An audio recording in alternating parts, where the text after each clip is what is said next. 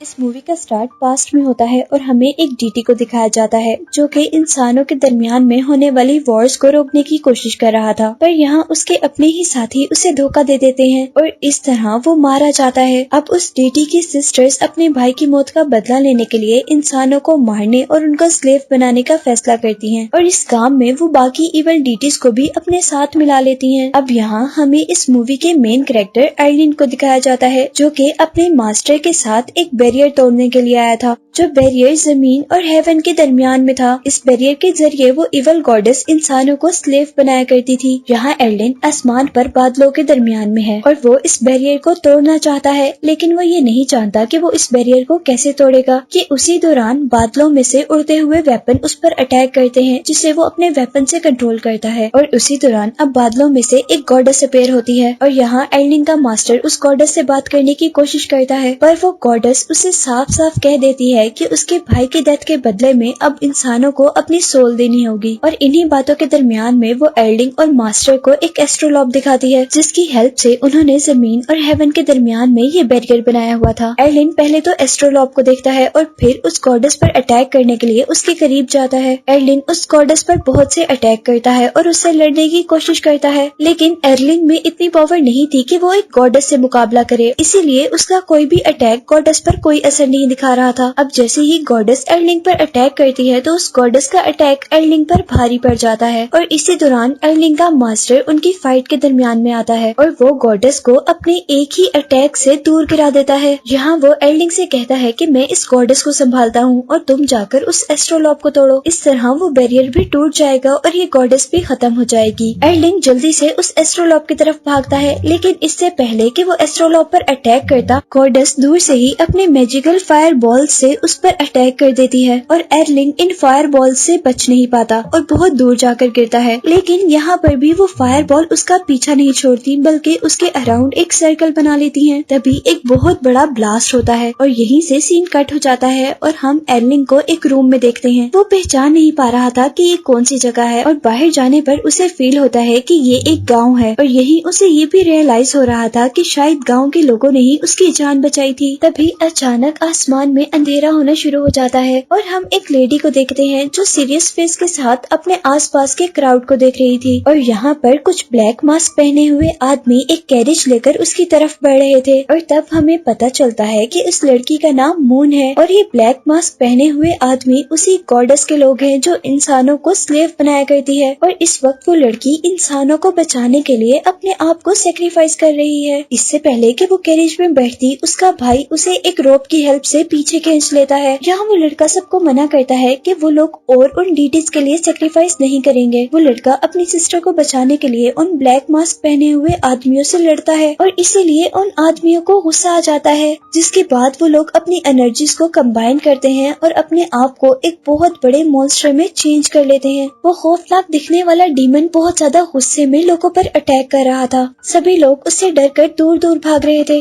और ये क्रिएचर अपने सामने आने वाले लोगों पर अटैक करते हुए उन्हें हवा में फेंक रही थी। इस सिचुएशन में जब सारे बहुत तेजी से उस मॉन्स्टर से बचने के लिए भाग रहे थे, तभी मून को एक छोटी सी बच्ची रोड पर बैठी हुई नजर आती है। मून जल्दी से उस बच्ची को बचाने के लिए उसके पास जाती है और यहाँ हम देखते हैं कि वो डीमन भी उनके पीछे आ रहा था। लेकिन इससे पहले कि वो मॉन्स्टर उस लड़की पर अटैक करता, यहाँ पर एर्लिंग आ जाता है और एर्लिंग उस मॉन्स्टर को एक जोरदार पंच करता है, जिसकी वजह से वो मॉन्स्टर हवा से होता हुआ बहुत दूर गिरता है और ऐसे वो ड्रैगन और उनकी लड़ाई खत्म हो जाती है। मून जल्दी से उठकर अपने सेवियर को थैंक्स कहती है, पर तभी विलेज का लीडर उनके पास आता है। वो उनसे कहता है कि ये खुशी मनाने का मौका नहीं है, बल्कि वो गॉडेस अब इनकार के गुस्से में हम पर बहुत बुरा हमला करेगी।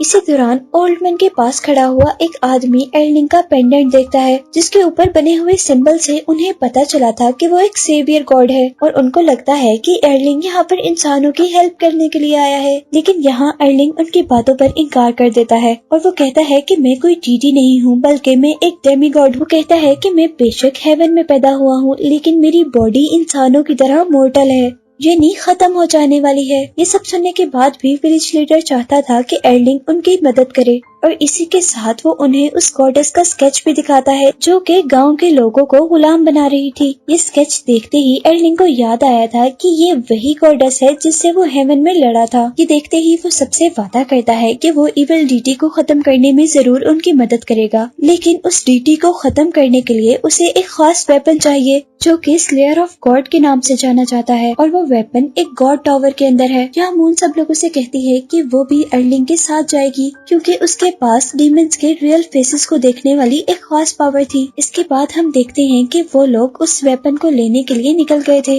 और रास्ते में मून एर्लिंग से बात करने की कोशिश कर रही होती है कि तभी एर्लिंग को फील होता है कि कोई उनका पीछा कर रहा है, और जैसे ही एर्लिंग पीछे होकर उस आदमी को एक्सपोज करने की कोशिश करता है तो यहाँ हमें पता चलता है कि वो आदमी जो उनका पीछा कर रहा है वो मून का भाई ही है, और यहाँ पर उनका भाई भी उनके साथ उनके मिशन में ऐड हो जाता है। जंगल के दरमियान में उन्हें एक मिस्टीरियस रेस्टोरेंट नजर आता है। वो लोग उस रेस्टोरेंट के अंदर चले जाते हैं जहाँ पर कुछ लोग खाना खा रहे थे। वो लोग जाकर एक टेबल पे बैठ जाते हैं और यहाँ सेकंड फ्लोर से एक बहुत ही प्यारी लड़की बाहर आती है। वो लड़की एर्लिंग के पास जाकर एर्लिंग को एक ड्रिंक ऑफर करती है, लेकिन एर्लिंग वो ड्रिंक लेने से इनकार कर देता है और औरत को अपने आगे करते हुए उसका हाथ पकड़ता है क्योंकि उसे यहाँ पर सब कुछ गलत लग रहा था। और तभी वो अपने साथ मून और उसके भाई को बताता है कि ये सब एक इल्यूजन है क्योंकि यहाँ पर बैठे हुए सारे कस्टमर एक ही मोशन में काम कर रहे हैं। इसी दौरान मून आंखें बंद कर लेती है क्योंकि वो अपने पावर्स का यूज करते हुए यहाँ पर डीमंस का पता चलाना चाह रही थी। उसी दौरान उसे एहसास होता है कि उसके सामने बैठी हुई लड़की के पास माउथ नहीं है, यानी उसके फेस पर लिप ही नहीं थे।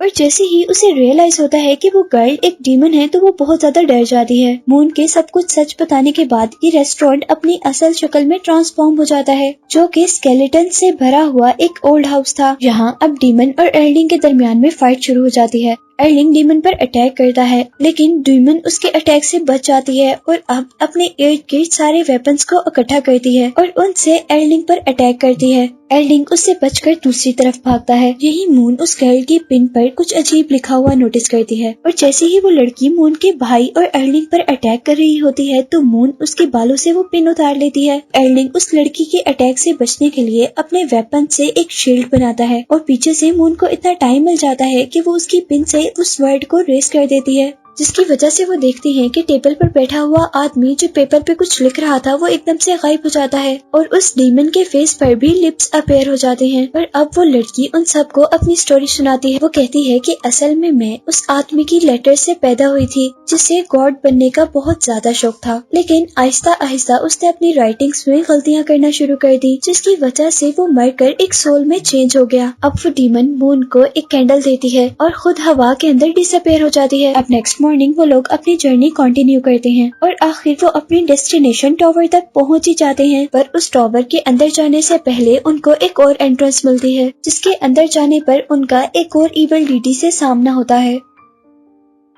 वो डीमन उनसे कहता है कि हम एक गेम खेलेंगे और ये कहते साथ ही वो पूरे हॉल के अंदर बम्बू स्टिक्स खड़े कर देता है और उनको बताता है कि तुम्हें इस गेम के अंदर मेरी स्वॉर्ड को हाथ लगाए बगैर मेरी बैग से वो स्वॉर्ड निकालनी होगी और अगर तुम लोग ऐसा नहीं कर पाए तो तुम लोग पत्थर बन जाओगे, जैसा कि यहाँ पर बहुत से लोग पत्थर बने हुए थे। और इसी के साथ वो डीमन उन पर अटैक कर देता है। मून का भाई इस एरिया से निकलने की कोशिश कर रहा था लेकिन डीमन बहुत ही तेजी से उसके पास आ रहा था और यहाँ एर्लिंग अपने वेपन की हेल्प से अपने टीममेट को उस डीमन से बचाता है। और जैसे ही एर्लिंग उस आदमी को बचाता है तो वो अपनी रोप से उस डीमन को एक ट्री पर उल्टा लटका देता है जिसकी वजह से उसकी स्वॉर्ड नीचे गिर जाती है और इस तरह वो लोग उसे हाथ लगाए बगैर उसकी स्वॉर्ड को कैच कर लेते हैं और इस तरह वो लोग उसे हाथ लगाए बगैर उसकी स्वॉर्ड को ले लेते हैं, जिसको लेते ही वहाँ पर एक पोर्टल ओपन होता है जो कि उनको नेक्स्ट लेवल तक पहुँचाने वाला था। लेकिन इससे पहले कि वो लोग नेक्स्ट लेवल तक पहुँचते वो डीमन नीचे उतर जाता है। अब मून का भाई उस डीमन को रोकने की कोशिश करता है ताकि एर्लिंग और मून दूसरे लेवल तक पहुंच जाएं और इतने में ही वो डीमन उस आदमी को एक पत्थर में चेंज कर देता है जिसके साथ एर्लिंग और मून दूसरे लेवल तक पहुंच जाते हैं।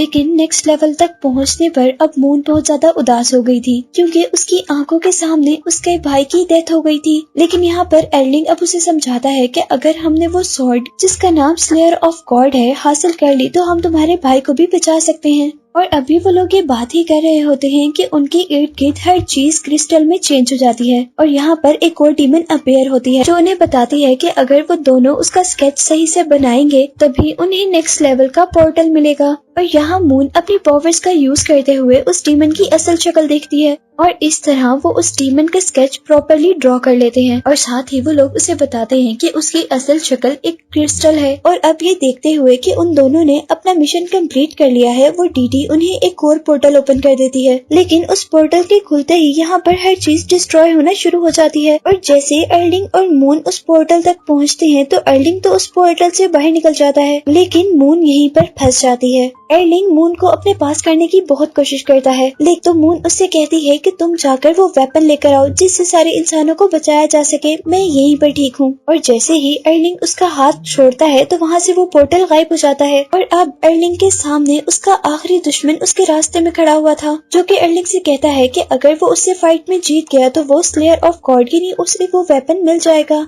जिसके बाद अर्लिंग सबसे पहले अपने वेपन से फायर निकालता है, लेकिन इस फायर का डीमन पर कोई असर नहीं होता और जिसके बाद अर्लिंग उस पर इलेक्ट्रिकल वेव से अटैक करता है, पर वो एनिमी उन्हीं वेव की हेल्प से अर्लिंग को पकड़कर बहुत दूर फेंकता है। लेकिन अर्लिंग हार नहीं मानता और वो खड़ा होकर अपने करीब सारे वेपन्स को इकट्ठा करता है और उस डीमन पर अटैक कर देता है। लेकिन डीमन उस अटैक से बचते हुए अब अर्लिंग को मारता है। इस बार तो अर्लिंग को लगता है कि वो हार जाएगा, उसके अंदर इतनी पावर नहीं है कि वो इस डीमन को हराए। लेकिन फिर उसे ख्याल आता है कि उसने यहाँ तक आने के लिए अपने दोस्तों को खोया है और अगर वो इस डीमन को ना हरा पाया बहुत सालों तक इंसान भी उन डीटीज के गुलाम बने रहेंगे। ये सोचते ही वो उठता है और बहुत ज्यादा जोश से अपने वेपन से उस डीमन को मार देता है और तभी वो डीमन गायब होकर उसके वेपन के अंदर आ जाता है, जिसकी वजह से उसके वेपन की शेप चेंज हो जाती है और यहाँ उसे रियलाइज होता है कि स्लेयर ऑफ गॉड कोई ऑब्जेक्ट या वेपन नहीं है, बल्कि वो तो एक पावर है जो इंसान के अंदर आती है ईवल चीजों को मारने के लिए। इसी दौरान अर्लिंग को अपने पीछे से किसी की आवाज आती है और उसे पता चलता है कि मून भी अभी तक जिंदा है और इतने में ही यहाँ पर मून का भाई भी आ जाता है और वो लड़का उन दोनों को बताता है कि वो उस डीमन को हराने में कामयाब हो गया और उसको मारने से उसे पावर्स के तौर पर उस डीमन की स्वॉर्ड मिली थी। और यहाँ मून भी बताती है कि जब उसने क्रिस्टल डीमन को हराया तो उसके पास उसकी टेलीपोर्टेशन पावर आ गई थी, लेकिन इससे पहले कि वो स्लेयर ऑफ गॉड यानी अपनी पावर्स को सेलिब्रेट करते वो टॉवर टूटना शुरू हो जाता है और वो लोग भागकर बाहर आ जाते हैं और उनके बाहर आते ही अब वो गॉडेस अपीयर होती है जिसके साथ मूवी के स्टार्ट में अर्लिंग लड़ रहा था और वो उनका ये कहते हुए शुक्रिया अदा करती है कि उन्होंने इस टॉवर को खोलने में उनकी बहुत हेल्प की और इस टॉवर के खुलने से उसके पास और भी ज्यादा पावर्स आ गई हैं। और ये कहते ही अब वो गायब हो जाती है और अर्लिंग अब जल्दी से मून की टेलीपोर्टेशन पावर्स का यूज करते हुए उस गॉडेस का पीछा करता है और यहाँ पर वो तीनों मिलकर उस इवल गॉडेस से लड़ते हैं। लेकिन उन तीनों की पावर्स कंबाइन करने के बाद भी उस इवल गॉडेस की पावर बहुत ज्यादा थी और वो बहुत आसानी से उनके हर अटैक पर उन्हें हरा रही थी। और यहाँ हम देखते हैं कि वो गॉडेस अर्लिंग पर अटैक करती है, जिसकी वजह से वो बहुत दूर जाकर गिरता है और उसके मुंह से खून आना शुरू कर देता है और इसी के साथ वो अर्लिंग पर अपने एक और वेपन से अटैक करती है। लेकिन यहाँ पर मून अपनी सारी पावर्स का यूज करते हुए गॉडेस के उस वेपन को रोकने की कोशिश कर रही थी, पर उसकी थोड़ी सी पावर्स उस गॉडेस के वेपन के आगे कुछ भी नहीं थी और इस अटैक से वो अपने फ्रेंड को बचाते बचाते खुद ही मर जाती है। लेकिन यहाँ पर इसके मरने से अब अर्लिंग को बहुत ज्यादा दुख हुआ था, क्योंकि वो भी उसे पसंद करने लगा था। उसे रियलाइज हुआ था कि अपनी करीबी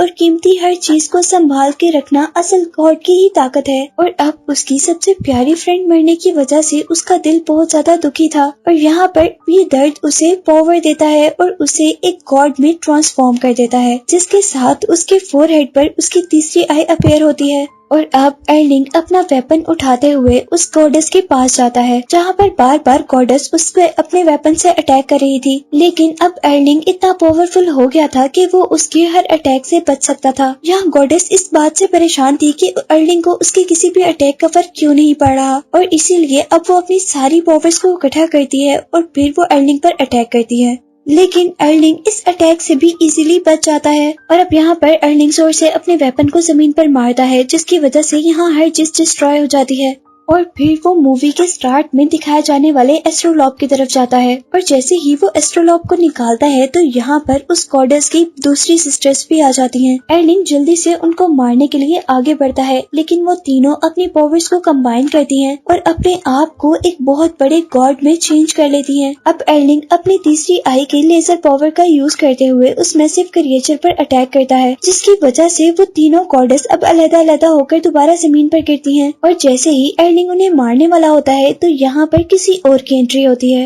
और ये ओल्ड मैन वही एर्लिंग का मास्टर था जिसे हमने मूवी के स्टार्ट में देखा था और वो इन तीनों गॉडेस को एक पेपर के अंदर सील कर देता है तब तक के लिए जब तक उन्हें अपनी गलती का एहसास ना हो जाए और उसे कहता है कि तुम्हारे पास जितनी ज्यादा पावर्स हैं उतनी ही ज्यादा अब तुम पर रिस्पॉन्सिबिलिटीज भी हैं। जिसके बाद अब एर्लिंग दोबारा उस विलेज में जाता है जिस विलेज को हमने मूवी के स्टार्ट में देखा था और यहाँ पर वो अपनी फ्रेंड को याद करते हुए उससे प्रॉमिस करता है कि वो उसे नेक्स्ट लाइफ में जरूर ढूंढेगा। और इसी के साथ ये मूवी यहाँ पर एंड हो